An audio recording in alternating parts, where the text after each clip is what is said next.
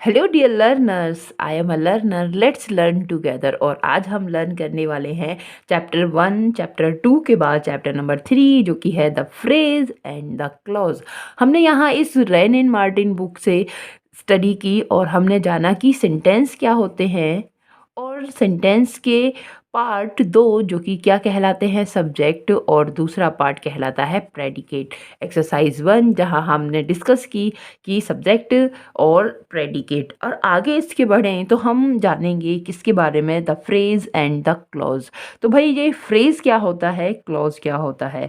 तो सबसे पहले हम यहाँ इस बुक से और फिर इसको मैं एक्सप्लेन करूँगी अपने वर्ड्स में एंड डैम श्योर आपको समझ में आने वाला है। Yes, examine the group of words in a corner, है ना। जैसे कि ये ग्रुप ऑफ वर्ड है क्या, in a corner. It makes sense but not complete sense.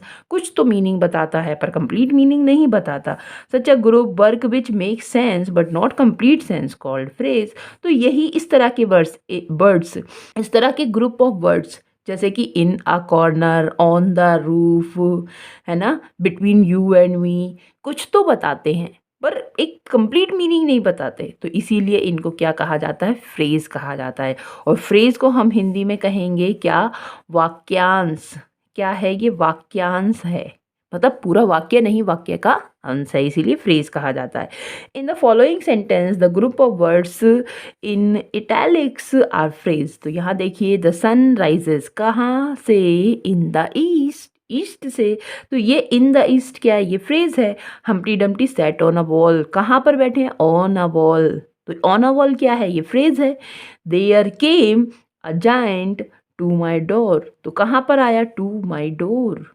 It was a sunset of great beauty, कैसा सनसेट है, ऑफ ग्रेट ब्यूटी। तो ऑफ ग्रेट ब्यूटी फ्रेज है।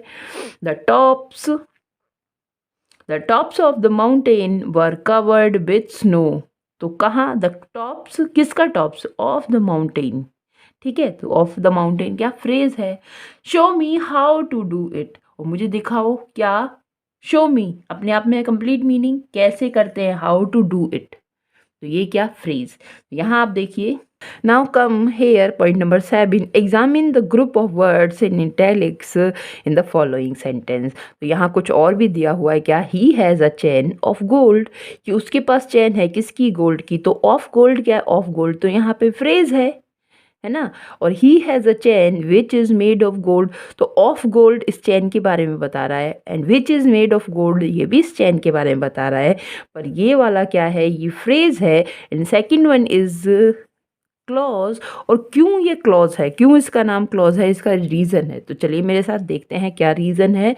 तो क्या है कि फर्स्ट वन फ्रेज है, the second group of words unlike phrase of gold contain subject and a predicate is made of gold.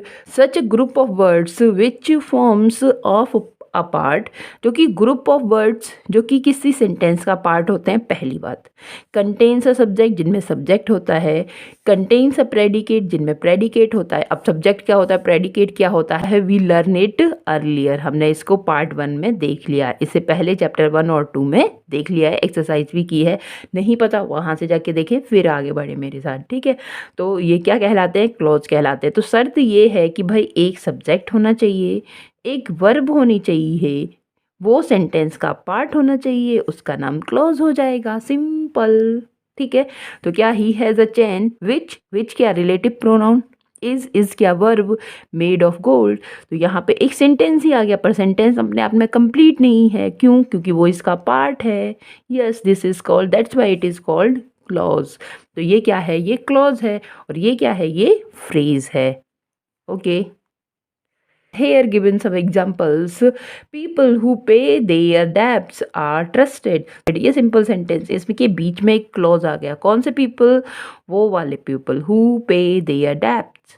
we cannot start while it is raining। अब जब raining हो रही है, रेन हो रही है, बारिश हो रही है, तो we cannot start, हम स्टार्ट नहीं कर सकते। I think that you have made a mistake। तो I think ठीक है, सब एक complete sentence, you have made a mistake, है ना। और ये है that you have made a mistake, कि तुमने कुछ गलती की है। तो यू यहाँ पे सब्जेक्ट, यहाँ पे वर्ब, यहाँ पे, तो क्या हो गया, ये क्लॉज हो गया। So here we complete our chapter number 3, and in next lecture we will see chapter number 4, parts of speech with exercise. Thank you for watching it. I hope कि clause और phrase आपको समझ में आए. Thank you.